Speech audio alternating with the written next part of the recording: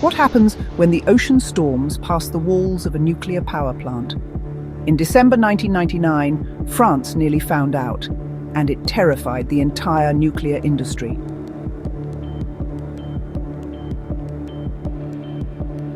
It was December 27th, the night Storm Martin struck. Hurricane-force winds ripped across Europe, leaving millions without power.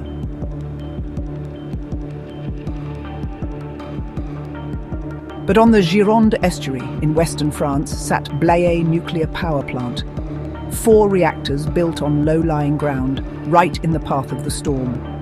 As the tide surged higher than expected, seawater began pushing against the plant's defenses. The sea had never come this close. Inside, 3 reactors, units 1, 2 and 4, were still running at full power. But then, the unimaginable happened. The storm knocked out Blayais' connection to France's national grid.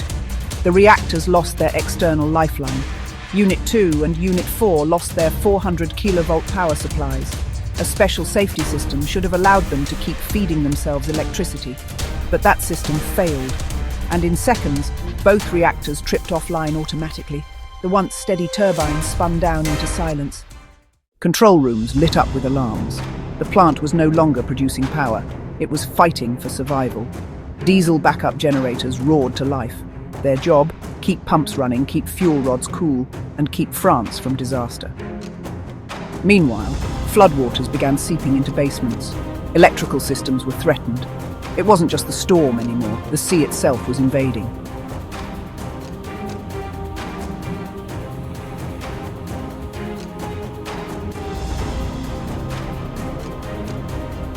For hours, engineers worked in the dark as storm waves pounded the plant.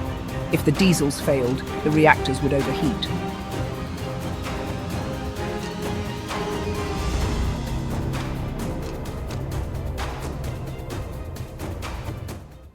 Finally, around 10:20 p.m., grid power was restored.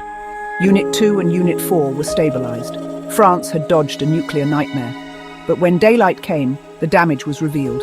Seawater had reached electrical systems and safety-related areas. Blayais had been far closer to catastrophe than anyone realized that night. Investigators called it a near miss. The flood defenses were too low, backup systems had failed, and the Atlantic Ocean had shown no mercy. The French nuclear regulator immediately ordered every coastal plant to reassess flood protections. Walls were raised, barriers reinforced, lessons learned the hard way. To this day, Blayais is remembered not as a meltdown, but as the warning that almost was. But storms and seas aren't the only threats to nuclear power. Sometimes the danger comes from above, from the skies themselves. In our next episode, we travel to New York, where in 2015 something small, feathery and completely unexpected triggered a shutdown at Indian Point Nuclear Plant. Turns out, even bird poop can bring a nuclear reactor to its knees. Stay tuned.